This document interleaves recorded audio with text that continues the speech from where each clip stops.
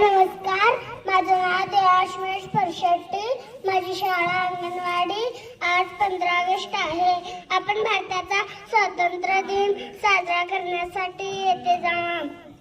सर्वप्रथम सर्वांना स्वातंत्र्य दिनाच्या हार्दिक शुभेच्छा. आपला भारत देश 15 ऑगस्ट 1947 रोजी इंग्रजांच्या गुलामीतून मुक्त झाला.